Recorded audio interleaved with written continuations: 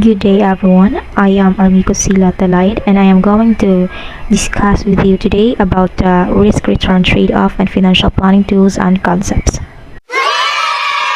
But before anything else, please buckle on your seatbelt for we have to drive in our discussion. So let's start our discussion. First, let's talk about risk and return individually and collectively trade off and how it relates to bonds. And lastly, we will take a look at the economy's role in the risk and return trade-off. To actually define risk-return trade-off, we must first define risk and return separately. Risk is the probability that an investment's actual return will be different from the expected return. Risk can be low, in other words, the chance that an investor will lose some of his investment, or risk can be high, or in other words, the chance that an investor will lose most or all of his investments. One way to reduce risk is to an acceptable level through diversification, wherein you invest in different types of investments with different risk and returns. Return is simply the profit on an investment. It can be measured in absolute terms or in percentage terms. In general, the riskier the investment, the higher the potential return should be, including a direct relationship between risk and potential return. As a business owner, you should know how to balance the risk and potential return of your investments. Now, we can define the risk and return trade-off. In finance, we assume that individuals are risk-averse but have different levels of risk aversion. Risk aversion means that individuals maximize returns for a given level of risk or minimize risk if the returns are the same.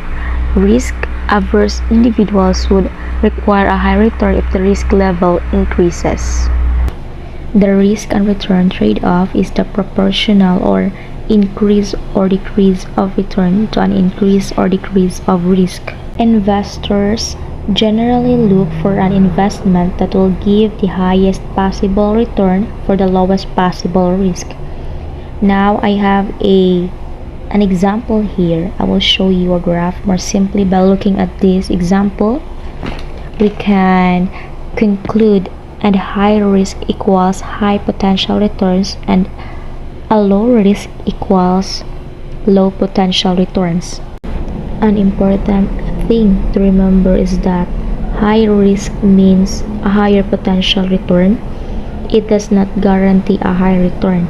In general, wherever there is a risk or the chance of return and an equal chance of loss. So now I'll give you a real world example. For example, a corporate bond has a higher risk and a higher potential return than a government bond. Why? Because a company may default on its loan or shut down on. On the other hand, a government bond is issued by a country's government, and a government can raise taxes or print more money to redeem the bond of maturity. In general, a government chances of defaulting a loan or shutting down is almost impossible. Now, to summarize, the risk and return trade-off is a valuable concept that is used in many investing strategies as well as vital corporate finance decisions. At this point, we will proceed to financial planning tools and concepts.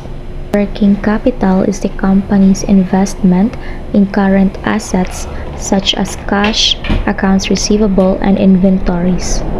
Net working capital is the difference between current assets and current liabilities. The operating cycle is the sum of days of inventory and days of receivables. Operating cycle is the ratio that measures the average number of days it takes for an entity to sell its inventory and to collect cash from debtors for those sales. The operating cycle is the average number of days it takes us to sell our inventory and to collect the cash from the debtors for the sales that we have made. days of inventory or inventory conversion period or average age of inventories is the average number of days to sell its inventory. In simple terms, days inventory tell you how many days it takes for a firm to actually convert its inventory into sales. So now I will show you how to compute the days of inventory. We will using the formula. Let us now look at the formula of inventory days and how it is calculated. Basically, it's a two-step process. The first step is to calculate the inventory turnover ratio. The formula is you divide the cost of goods sold divided by the average inventory. So average inventory is the beginning inventory and the closing inventory, and you divide that number by 2. Once you have found out the inventory turnover ratios, calculation of inventory days is very simple. You just divide 365 days by the inventory turnover ratio. So that's how you will find out inventory days or days of inventory. So let's take an example. Let's say there is a guy called John.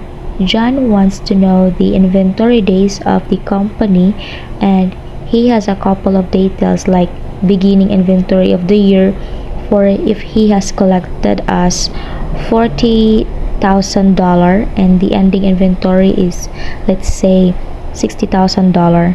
The cost of goods sold or the COGS is equal to 300,000 lakhs or 300,000, and year consists of 365 days. So now let's going to find out, or we're going to find out the days of inventory for John. So first we need to calculate the average inventory. Now we know that the beginning and the ending inventory of the year, so we'll use a simple average to find out the average inventory of the year. So the average inventory is going to be your opening inventory plus closing inventory and divided by 2. So it's going to be $40,000 plus $60,000 divided by 2. So the average inventory will be $50,000. Now the inventory turnover ratio is going to be COGS, that is cost of goods sold, divided by your average inventory, right? So 300,000 divided by $50,000, then it will result as 6 times. So 6 times is your inventory turnover ratios. So now you can find out the inventory days as simple as, that shouldn't be much of hassle over here. So inventories is equal to your 365 days, that is the number of days in a year, divided by the inventory turnover ratio. So 365 days divided by 6 times, so it will result as 60.833, and we round it up, so it result to 61 days approx. So there is an inventing formula used to see how many days the firm takes to transform its inventory into finished goods, right? So since the major part of days in inventory formula includes inventory turnover, right, to comprehend the meaning of the inventory is formula. Now the inventory turnover ratio, the ITR, helps to understand the efficiency of the company to handle the inventory. It shows that how good a company is to reduce the overspending on the inventory, and also how well the company can convert the inventory into the finished stocks. Next is the days of sales outstanding, or the DSO, is the average time for the company to collect its receivables. The DSO is one of the most important part of the cash conversion cycle, which is also known as your CCC. In getting the days of sales outstanding, we will going to use the formula days of inventory is equals to 365 days or 360 days divided by receivable turnover. And for receivable turnover is equal to net credit sales divided by beginning accounts receivable plus ending accounts receivable and divided by 2. So I have one example here. There is a person called Angel and it has credit sales over here. Let's say it has credit sales of 50,000 in a year and it had sales returned, let's say 50,000. So it had account receivable also standing at $90,000. So what we need to find is the DSO. In this example, we need to find out the net credit sales, then the gross credit sales which are given. So the net credit sales, who is going to be your credit sales divided by your sales return. So your credit sales is 500,000 divided by your sales return, which is 50,000. So the total is 450,000. So 450,000 is your net credit sales. So we're done getting our net credit sales. Now we are going to proceed on how to get the DSO. So the formula for the DSO is equals to accounts receivable divided by the net credit sales. So our accounts receivable is 90,000 divided by our net credit sales, which is 450,000, in result of 0.2, and we multiply it by the 365 days. Then it come up 73 days as our days of sales outstanding. This means that companies in corporation take 73 days to collect the money from its debtors on an average. Now let's proceed to receivable turnover ratio. This accounts receivable turnover ratio basically measures how many times on average in a given period an entity collects cash from its debtors. Well, basically tell you the number of times in a given period it will collect or it collects money from its debtors. Most likely when you're calculating the accounts receivable turnover ratio, you are calculating it over a period of years or a year's 365 days or 360 days. So we are calculating how many times that you'll collect cash from its debtors in that period in 1 year. Let me show you what is the formula for the account receivable turnover ratio. It's net credit sales divided by the average accounts receivable. And here we are talking about the numerator being the net credit sales. So we are talking about the sales that you've made on credit, okay? So they didn't pay cash for it because it was made on credit. So you're gonna expect the money to be paid to you by your debtor, by your account receivable, okay? So the net credit sales, remember, we're not focusing about that. We're not talking about the entire sales because some sales are made on cash, which we're talking about only those ones which are made on credit. So that's the one which is the net credit sales, and we divided by the average accounts receivable. What does it mean by average accounts receivable? Average account receivable is account receivable at the beginning of the year plus account receivable at the end of the year, and we divided that answer by 2, and by accounts receivable at the beginning of the year, we are talking about the accounts receivable at the end of the previous year, which is the same as the account receivable at the beginning of this year, okay? So let me show you how to do this one. We are given the company's balance sheet and income statement, or the statement of financial position and the statement of comprehensive income. So here we have a snip of the balance sheet or the statement of financial position. We don't need that other plot. So you can see we only have the assets portions, current asset and non-current assets rather, and our income statement is also abbreviated, so we don't need much details, but we are given the financial statements like this one here. So what is the formula? What are we asked to do? we are asked to calculate the accounts receivable turnover ratio of the company. And what is the formula for doing that?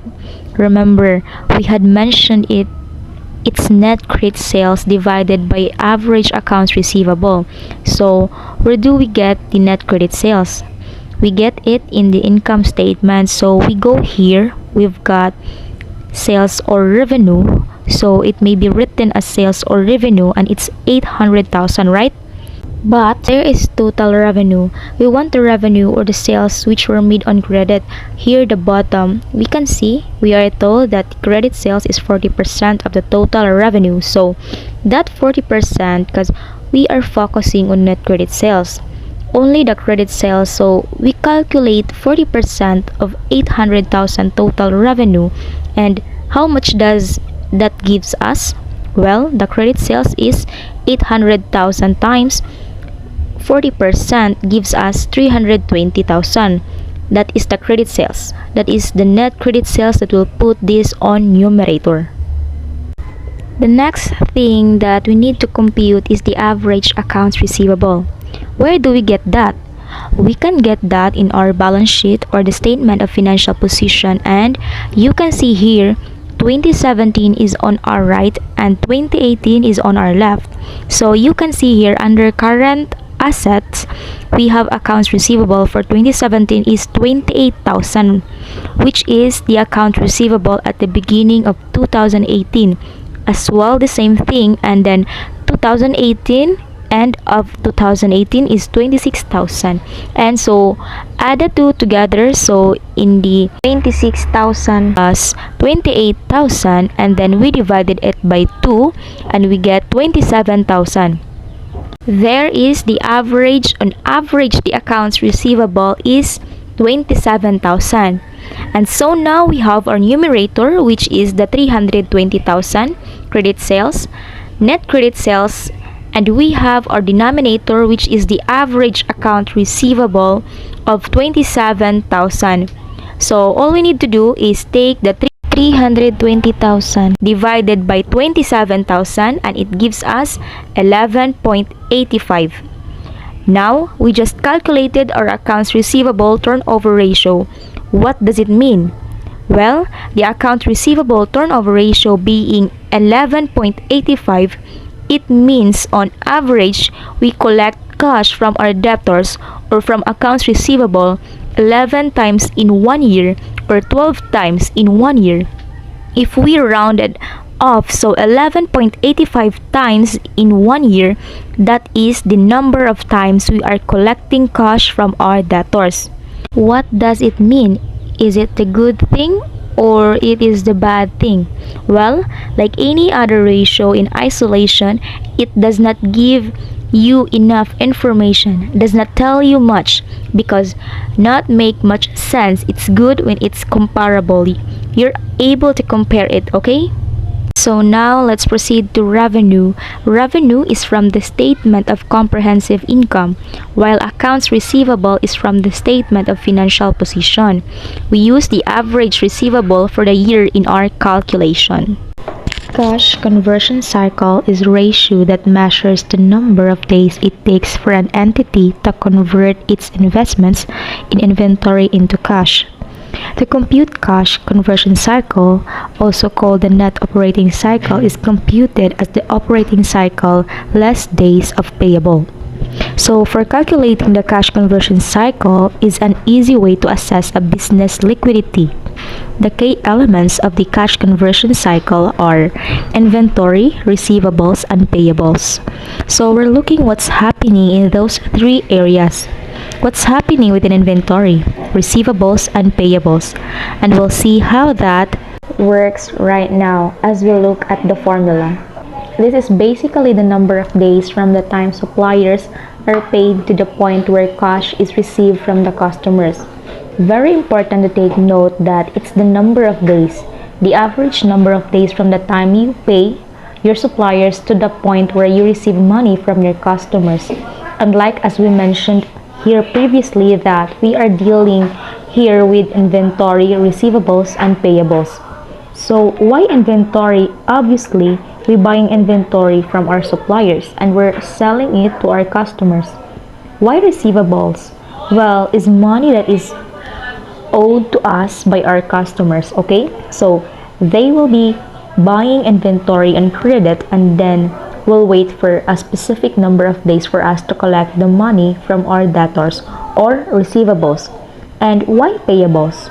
Well, payables is also important because when we buy inventory, we're buying from our suppliers on credit. So we're not buying everything using cash. We're buying them on credit, okay? That's what we're looking at those days from the time that we pay those suppliers. So buy them on credit and be after a specific number of days or as soon as we can pay the suppliers, we pay them. So from the point where we pay the suppliers to the point where we go back to our clients, whom we sold to on credit and collect that money, there is the number of days we want to see, and that is the cash conversion cycle, okay? I hope that has made sense. Generally, the lower the cash conversion cycle, the better it is for the entity because it means that it takes fewer days for the entity to turn its investment in inventory into cash. So obviously, the fewer those days are the better it is because we are saying that it takes us fewer days to turn our investments in inventory into cash, okay? And anyone would want that, and that is what we are trying to monitor. And like any other ratio, as we always mention, when we look at the cash conversion cycle, the average number of days, it may not make much sense on its own. It only makes sense when you compare to something else. So what is the formula for cash conversion cycle? So here is the formula. So let's see them one by one. Days sales in inventory, these terms are used interchangeably. And what you noticed here is that the day sales and inventory is added to the debtors collection period or days of receivables. Why? Because our day sales in inventory deals with inventory, which is a current asset. Our debtor collection period deals with debtors or accounts receivable, which is also a current asset, and then we deduct a current liability, which is the creditor's payment period, which the creditors itself is a current liability. So I have an example here. You can look at the cash conversion cycle for instance, this year 2022 and be able to analyze it on its own. No, you have to have a comparative, either compare to the previous year or look at the trend for the past 5 years on or compare to the industry average or to your competitors. So we did that in their liability because we have to pay our suppliers back, and that's what will give us our cash conversion cycle. So let's go through this example and see how to calculate the cash conversion cycle. Now let's calculate each one of these in calculating the cash conversion cycle. So let's calculate first the days sales in inventory. How do you calculate the days sales in inventory? What's the formula for that one? Well, here it is. Inventory divided by the cost of sales, and you'll multiply that by 365 days. So let's go doing that. Some would use average inventory as the numerator instead of just inventory.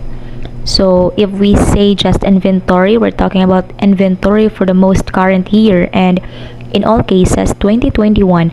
But if it says average inventory, then you're taking for the 2 years 2020 plus 2021 and divided by 2, and you will get your average inventory. So that just the variation in the formula. So some would use the average inventory as the numerator and other would use just inventory. So we choose to use inventory as the most current form of the inventory that we'll currently have in stock. Another one here is 365 days. we assume that it's 365 days. Sometimes you may be told assume 360 days, so you'd use 360 days instead of 365 days. So now that we know that, let's continue with the formula. It's the inventory. And what is an inventory? Well, to note, we're using the most current inventory on our right of the statement of financial position. We have 2020, and on the left we have 2021. So if you go down to the current asset, you can see we have our inventory here, 68,900. So that will put on numerator, and our numerator is the cost of sales. So as we can see here, we have the cost of sales in the statement of comprehensive income, and that's 562,700. And you multiply that answer by 365 days, and it will give us our days sales in inventory. And here, 68,900 inventory for 2021 divided by the cost of sales of 562,700, and you multiply that by the number of years in a year, which is 365 days, and it gives us 44.69. Obviously, we have to round that up to the full days, so it will be 45 days. And that is our days sales in inventory. What does the days sales in inventory tells us? Well, this is the number of days we have the inventory in stock. So from the time we purchase the inventory, it takes us on average 45 days to sell that inventory. So the bigger this number is, or the more days it takes, the more it takes the company to sell its inventory. The less is general the varieties of the company, so we have 45 days here. So I'm going to put it here as a day sales in inventory, and then we have to plus the data's collection period, and that's the next one that we're going to calculate. And then we did that creditor's payment period. Now let's calculate the debtor's collection period. What is the formula for the debtor's collection period? Well, here, average accounts receivable divided by the credit sales times 365 days. Now, this time we're using the average accounts receivables for the data's collection period specifically. So what is the average accounts receivable again? We go to statement of financial position, and we can see here on the current assets we have accounts receivable. So we take the one for 2021, 53,200, plus the one for 2020, which is 72,100, and then we divide the answer by 2 to get the average accounts receivable. So whenever you see an average when you're dealing with the cash conversion cycle, you know that you have to add for the 2 years together and divide it by 2, and you will get your average. So average accounts receivable is adding for 2020 and 2021 and dividing it by 2, and well, our answer, and we divided it by credit sales. What is our credit sales? Well, we are given here sales in our statement of comprehensive income, and well told that it's all on credit. So we'll take the full 670,000. If you're not told that all on credit, maybe, or it will be told that only 75% of it is on credit, then we calculate the 75% of the sale, and you'd be able to apply your formula. So here we are told that all the sales are on credit. It's easy. Well, just take the full 670,000. The point here is that you do not take it to account cash sales. We want only the credit sales. Why is that? Because we're calculating the data's collection period, how long it takes us to collect money from people who owe us. So it's only from credit sales that will have people owing us.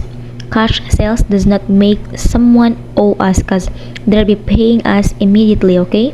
So we divide that by the credit sales of 670,000, and we multiply that by the 365 days, and it gives us 34.13 days, and we round it down to 34 days.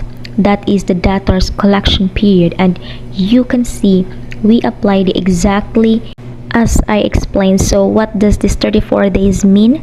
What does the debtors collection period mean? Well, it means that from the day we sell to our debtors to the day we get money from them, it is 34 days. So if I sell to my debtors today, it's gonna take me 34 days before I receive the money from that debt. Now that we have the debtors collection period, let's put it on our formula. Here it's going to be 34 days. So far, we have the days sales in inventory plus the debtors collection period of 34 days, and then we minus the creditors payment period. What is the creditors payment period? Well, let's calculate it. What's the formula for calculating the creditors payment period? Well, here it is the average accounts payable divided by credit purchases, and you will multiply that by 365 days. You can see it's similar to the debtors collection period. So average accounts payable we take for the 2 years and we divide it by 2, and it will give us the average accounts payable. So let's get our accounts payable. It's under equity and liabilities. It's under current liabilities here. It was not written current liabilities, but we can see accounts payable here. If yours is not written accounts payable, it's probably written trade payable or creditors control. So it might have any of those terms. So we take for 2021, 48,160 plus 62,900 divided by 2 because we want the average accounts payable, and that will give us our average accounts payable, and then we divide that by the credit purchases. Where we get our credit purchases? Where we'll get it in the statement of comprehensive income, and we go on the cost of sales, and that's where to be usually be found. Again, it has to be on credit, okay? And here we told that the cost of sales, it was all on credit. So we're going to take that 562,700 because it was all on credit. Sometimes it might be that only 60%, for instance, is on credit. So you're going to calculate 60% of your cost of sales. So you'll always look out for the information. So we have here the denomination for, or the denominator rather, the denominator, which is the 562,700 for credit purchases, and multiply that by 365 days, and it gives us 36.02, and we round it down, it gives us 36 days, and that is the creditors payment period. What does creditors payment period means? Well, it means that from the day we buy inventory on credit to the day we pay our creditors, it takes us 36 days. Now that we have our creditors payment period, we have our last item that we need for our formula. So we're going to put that down 36 days, and it will sum up the 3 together, and it gives us 43 days. 45 days plus 34 days minus 36 days equals to 43 days. 43 days is our cash conversion cycles. So that means that from the time we pay our creditors to the time we receive money from our customers, it takes us 43 days. So now let's proceed to days of payables outstanding, or the DPO, which is the number of days it takes a company to pay off its supplier. So here's the formula. We take the number of days that are in the period, and let's say we're talking about a year, then that would be 365, and we divided it by the accounts payable turnover ratio. So the accounts payable turnover ratio is the amount of purchases that the company made from its suppliers during the period on credit. We want to factor out any purchases from suppliers that were on cash basis and so forth.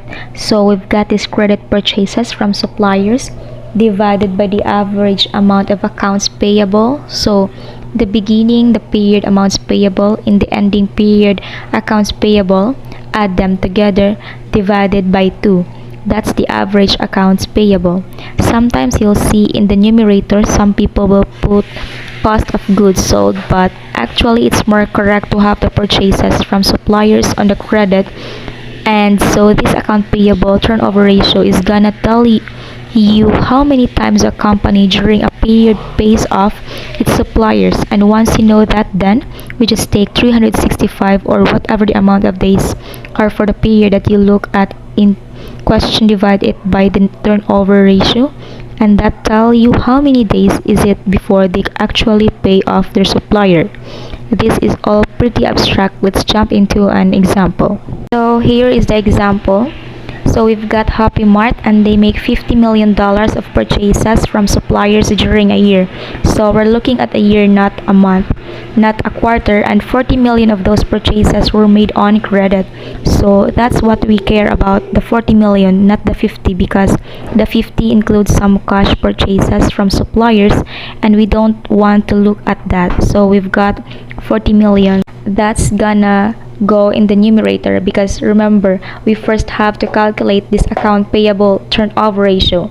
So in the numerator, we're gonna have the 40 million, and then we say account payable beginning of the year was 6 million, and then at the end of the year was 2 million. So 6 plus 2 divided by 2, that's 4.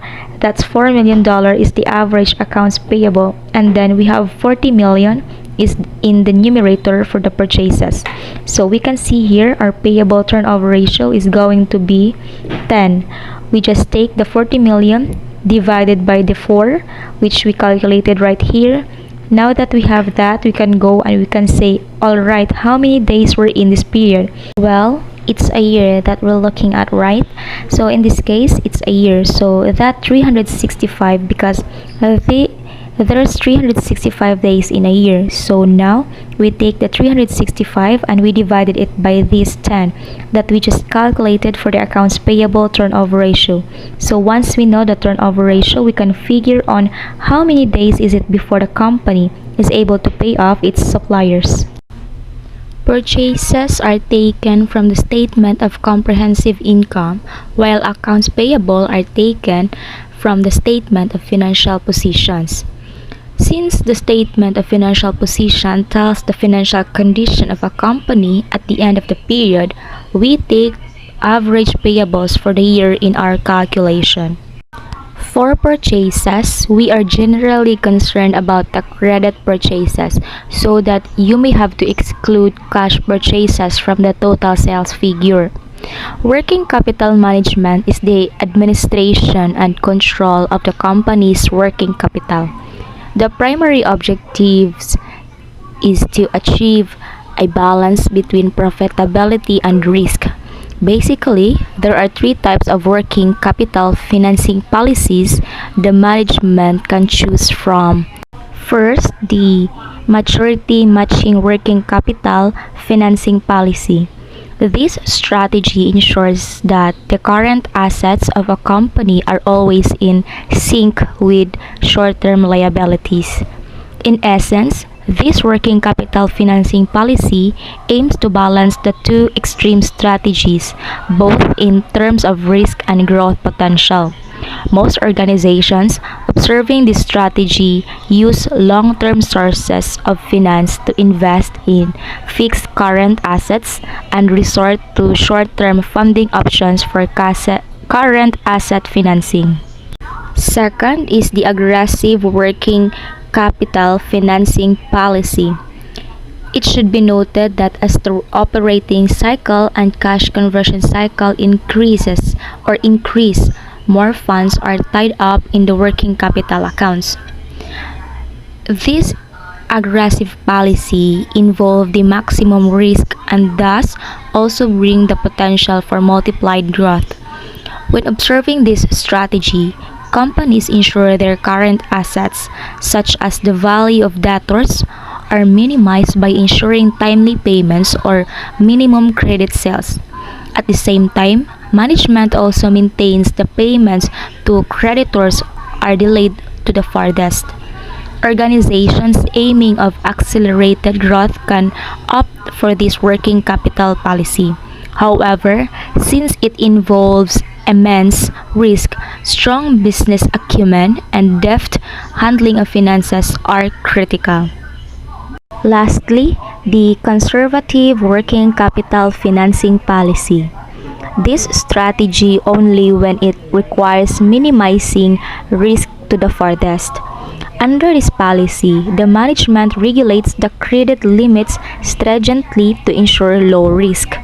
Moreover, current assets are always above par against the current liabilities to ascertain sufficient availability of funds. Organizations majorly utilize long-term funding options to finance fixed and fluctuating current assets. The use of short-term sources is kept a minimum for low risk. Observing a conservative working capital financing policy hence leads to underutilization of funds, thus cutting down on returns and compromising growth. And that would be all for my discussion. Thank you for being here today. I really appreciate that you took the time to be here and listen to my presentation. Once again, this is Army Kusila Talaid reporting. Have a good day, everyone. Bye.